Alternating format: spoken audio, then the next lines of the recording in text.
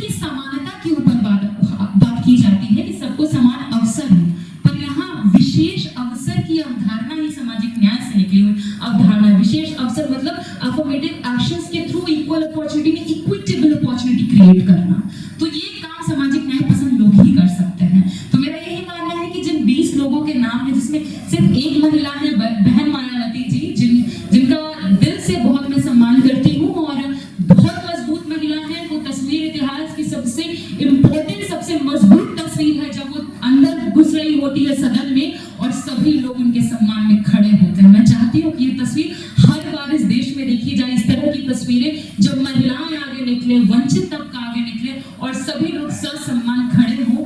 तस्वीर बदले, सिर्फ ऐसा ना लगे कि सभी लोगों को जय भीम, जय बिरसा, जय मंडल और सतरंगी सलाम। और सबसे पहले धम्म चक्र परिवर्तन दिवस की बहुत बहुत बधाई।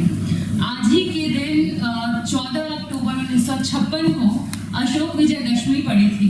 मतलब जब सम्राट अशोक ने कलिंग युद्ध किया, उसकी 10 दिन बाद, उस विजय के बाद बौद्ध धर्म को अपनाया था, सहिष्णुता के मार्ग पर चलने का प्रण लिया था। और प्रण ही नहीं लिया था, अपने बच्चों को देशों विदेशों में भी भेजा कि बौद्ध धर्म का प्रचार प्रसार किया जाए। आज ही के दिन अपनी पत्नी सहित बाबा साहब ने अपने अनुयायियों के साथ में बौद्ध धर्म को अपनाया था।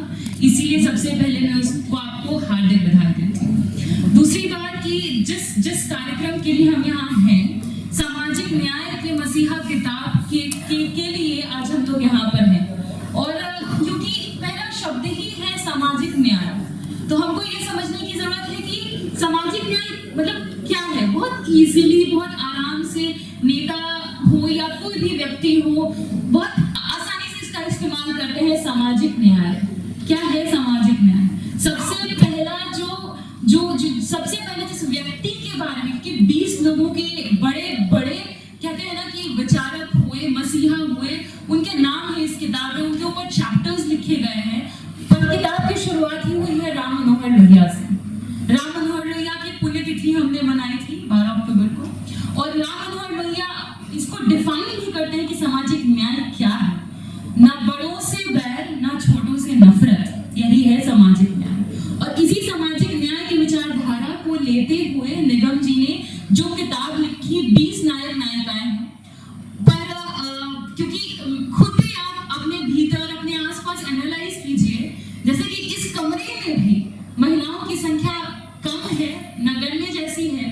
थोड़ा ऐसा ही मुझे किताब में दिखा। और किताब की सीमा होती है, पन्नों की सीमा होती है। 200 पन्नों में ही समेटना था निगम जी को और बहुत अच्छे से इन्होंने समेटा है। पर महिला के तौर पे, नायिका के रूप में मैंने सिर्फ बहन मायावती जी को वहां देखा। और जैसा कि हमारे मॉडरेटर ने भी कहा कि बहुत सारे क्रिटिसिज्म भी आए और बहुत सारे कहते सुझाव भी आए। सुझाव में ये था कि आप फूले दंपत्ति को जोड़े, और बिना बाबा साहब के, बिना भीमराव अम्बेडकर के सामाजिक न्याय की परिकल्पना ही अधूरी है। और साथ ही साथ क्योंकि ये किताब शुरू हुई तो जो पहला पन्ना ही मैंने पढ़ा, अच्छा लगा ये देखकर कि निगम जी ने किताब को अपनी पत्नी को डेडिकेट किया है। इसके लिए आपको बहुत बहुत बधाई। और साथ ही साथ क्योंकि इस किताब में जैसे जैसे आप चैप्टर्स पढ़ेंगे, बहुत सारी चीजें निकल करके आएंगी। पहला, अगर आप सारे वाक्य तो हम जिस पर चर्चा नहीं कर सकते, लेकिन एक घटना जो बहुत इंटरेस्टिंग है, जो मुझे लगता है कि आज के नेताओं को उससे सीख भी लेनी चाहिए, हम लोग उस रास्ते पर चल भी सकते हैं। जैसे चौधरी चरण सिंह, खुद किसान समुदाय के लिए सबसे ज्यादा अगर वोकल इस देश में कोई हुआ, कोई लड़ा, तो चौधरी चरण सिंह जी थे।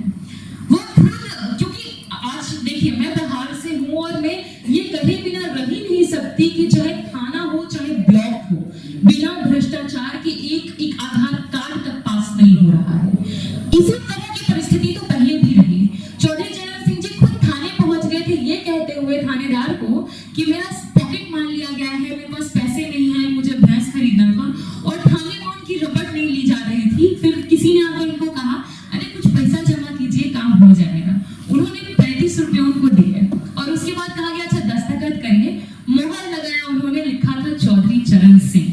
पूरे थाने में हड़कंप मच गया कि अच्छा ये चौधरी चरण सिंह जी हैं। और इस तरह से वो खुद वहां पहुंचते हैं। पहुंच करके उन्होंने थाने पे ये खुद समझा कि जनता किस चीज से गुजर रही है, कितनी विभत्स परिस्थिति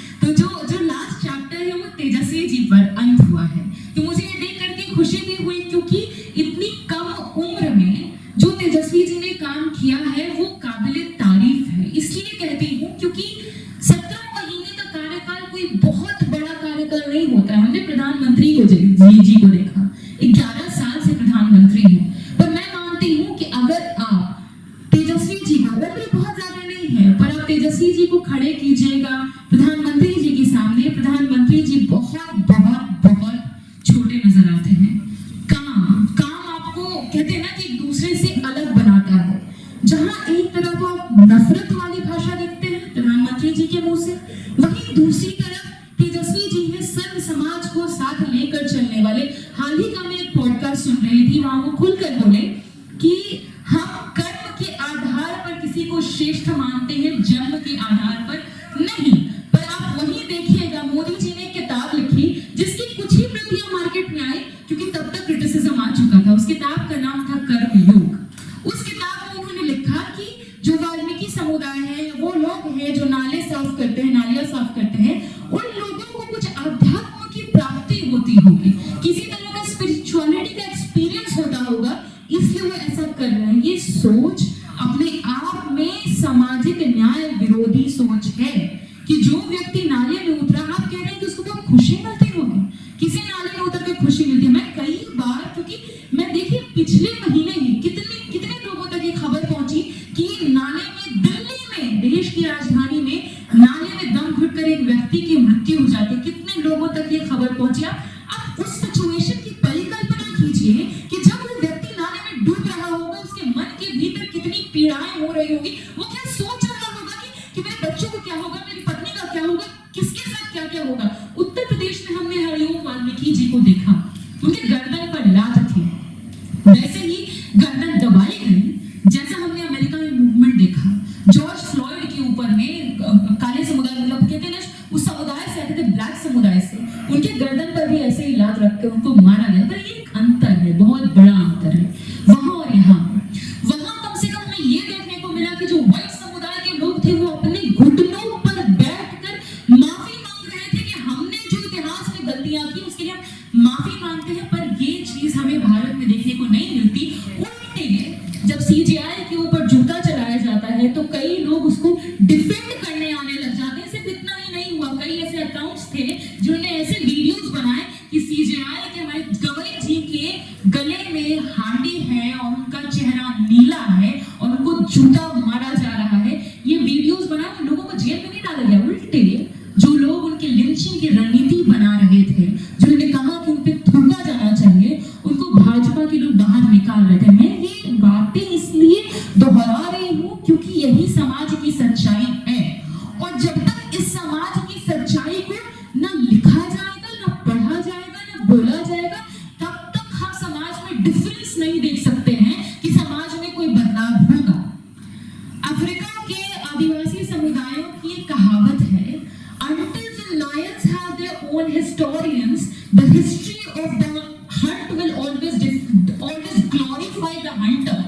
जब तक आप अपने किस्से कहानियां नहीं लिखेंगे, अपने नायक नायिकाओं के बारे में नहीं लिखेंगे, तब तक उनको कोई जानेगा कैसे, पढ़ेगा कैसे, उन्होंने क्या किया, कोई बतलाएगा कैसे। पीढ़ी दर पीढ़ी ये सिलसिला चलना चाहिए। और इसीलिए मैं निगम जी को बहुत बधाई भी देती हूँ कि आपने ये किताब लिखी और कुछ ऐसे इंसिडेंट्स में हैं जो बहुत इंटरेस्टिंग है, आप सभी को जानना चाहिए। मैंने किताब पढ़ी और मैंने आने के लिए ऐसे हामी नहीं भरी। आप पूछिएगा इनसे, मैंने पहले कहा आप मुझे किताब दीजिए, मैं पढ़ूंगी और तभी मैं इसके लिए ओके करूंगी। और जब मैं यहाँ आ रही थी, मेरे मन में भी विचार आ रहा था कि ऐसी किताबों की क्या जरूरत है समाज में। जरूरत इसलिए है क्योंकि ऐसा होता है ना कि कोई किसी को ग्लोरीफाई कर रहा है और किसी का दर्द में मुख्य धारा में, मेन स्ट्रीम में नहीं आ रहा है। और मैं ये चाहती हूँ, मैं ये दिल से चाहती हूँ कि जो शब्द है हमारे, वो आंसू ना बने, वो एक एक शब्द चोट बने, आघात करें। जो मुख्य धारा कभी जिस बात को बताना नहीं चाह रहा है, उस मुख्य धारा पर आघात करें। जो एक जातिवादी कुर्ता है, जो हर किसी जाति में हो सकता है, मैं ये नहीं कहती कि सिर्फ अभी जाति भर में, हर किसी में हो सकता है, पर उस जातिवाद को नगण्य करते हुए उसको छोड़ करें। क्योंकि अगर साहित्य बहुजनों का साहित्य है, अगर हमारा साहित्य है, तो वो विरोध का साहित्य होगा, वो अपने आप में आवाज होगा। और इसीलिए मैं इस किताब के आज जो सेरेमनी है उसमें मैं आई भी हूँ, ताकि मैं अपनी बातों को शेयर कर पाऊँ कि देखिए कि कैसे इतिहास लिखा जाता है, किनका इतिहास लिखा जाता है, कैसे परसेप्शन करे जाते हैं, कैसे नैरेटिव्स बनाए जाते हैं, इसका एक एग्जाम्पल ही हमने देखा हियरिंग में, सुनवाई में, जो लैंड फॉर जॉब वाला हियरिंग हुआ। अब खुद सोचिए कि 13 साल 14 साल के रहे तेजस्वी जी, उस 14 साल के मतलब बच्चे जो है ना, उनके ऊपर में आरोप लगा दिया कि करोड़ों का गबन कर दिया। अब बताइए, मतलब एक लेटर है, मैं कहूँ कि अगर आपको समय मिले तो गोपाल गंज से रायसीना किताब में एजे फिलिप की एक लेटर है, उसको जरूर पढ़िए। उसमें वो लिखते हैं कि लालू जी अगर एक बार कह देते हैं तो पूरा समाज अपना घर द्वार बेच करके उनके सामने आके खड़ा हो जाता, क्योंकि वो लोग इतना प्रेम करते थे। लालू जी को पैसों की क्या आवश्यकता। आप खुद सोचिए, उन्होंने जो बॉन्ड बनाया लोगों से, वो कोई मटेरियलिस्टिक बॉन्ड नहीं था।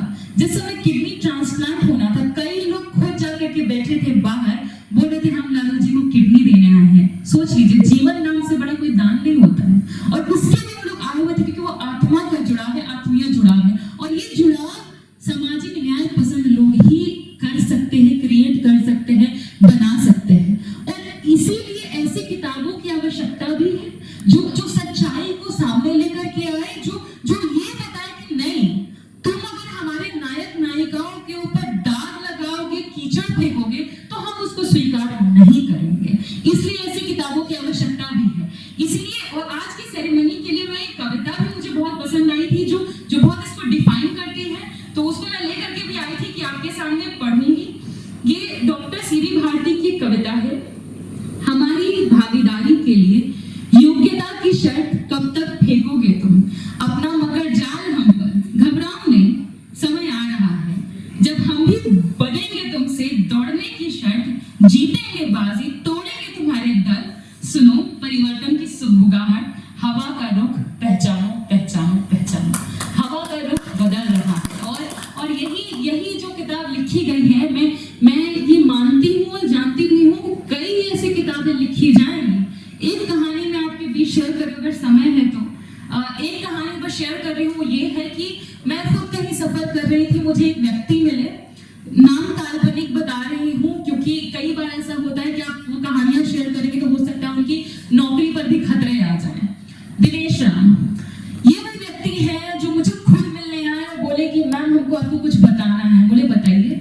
वो आए, वो हमको बोले कि हम लोग अपने घर में सिर्फ एक तस्वीर रखे हैं जिसकी हम पूजा करते हैं।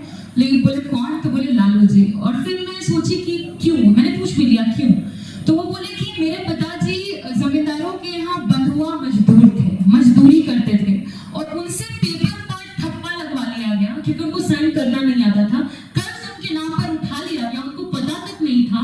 और जब बैंक के अधिकारी उनसे पैसा लेने आए, उनको थाने लेकर के गए, तब ये रो रहे थे। रोते रोते ये और उनका पूरा परिवार लालू जी के यहाँ पहुंचा और बताई परिस्थिति। लालू जी ने फोन किया, ना सिर्फ उनके पिता को छुड़वाया, 14 कट्ठे जमीन उनको दिया, और उस पर काम करते हुए आज वो उस परिस्थिति में पहुंचे हैं कि आत्मसम्मान के साथ जी पा रहे हैं, जिंदगी बिता पा रहे हैं। ऐसी कई कहानियां हैं। इन कहानियों को कलमबद्ध करने की जिम्मेदारी हर उस व्यक्ति की है जो सामाजिक न्याय पसंद है। और मैं सामाजिक न्याय की अवधारणा में सिर्फ कहते हैं ना कि दलित, पिछड़े, अति पिछड़े, आदिवासी, मुसलमान ही नहीं है, अभिजात वर्ग के लोग भी। आप खुद सोचिए, अगर वीपी सिंह नहीं होते तो मैं शायद यहाँ मौजूद नहीं होती। पिछड़ों के आरक्षण को ला करके, मंडल मसीहा यूं ही नहीं कहा जाता है, पिछड़ों के आरक्षण को उन्होंने इम्प्लीमेंट किया। अर्जुन सिंह ने यूनिवर्सिटीज में इम्प्लीमेंट किया, और उसके चलते आज पिछड़े तबके यूनिवर्सिटी पहुंच पाए, क्योंकि वो रिजर्वेशन नहीं होता तो शायद हम लोग यहाँ नहीं होते। और सामाजिक न्याय की जरूरत इसलिए भी है क्योंकि सामाजिक न्याय को एक अलग सोचने का तरीका और विजन देता है। जैसे कि एक लेख है राम मनोहर लोहिया जी का, निराशा के ऊपर में, कि जब निराशा का माहौल हो तो आप क्या करते हैं। वो सारी बातें करते हैं कि आपको डरना नहीं, घबराना नहीं। एक बात उन्होंने कही, जैसे कि यूरोप में हो, अमेरिका में हो, अवसर की समानता के ऊपर बात की जाती है कि सबको समान अवसर है, पर यहाँ विशेष अवसर की अवधारणा ही सामाजिक न्याय से निकली हुई अवधारणा है। विशेष अवसर मतलब अफर्मेटिव एक्शंस के थ्रू इक्वल अपॉर्चुनिटी में इक्विटेबल अपॉर्चुनिटी क्रिएट करना। तो ये काम सामाजिक न्याय पसंद लोग ही कर सकते हैं।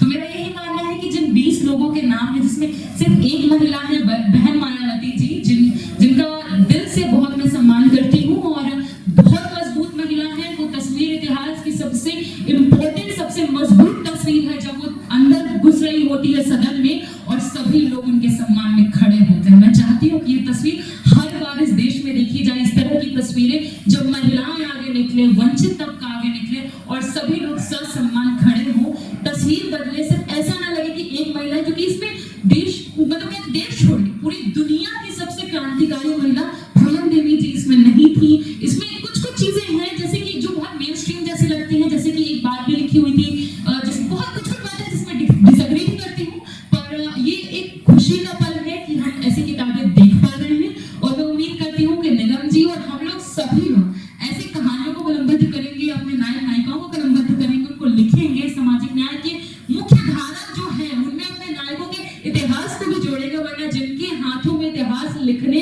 का कहते हैं कि खुद ही सब कुछ रखे हुए थे, वो बांटेंगे नहीं अपने मन से, तो हमको छीनना पड़ेगा। तो ये अपॉर्चुनिटी छीनी है और अपने बारे में, अपने नायक नायिकाओं के बारे में खुद लिखिए। बहुत बहुत शुक्रिया।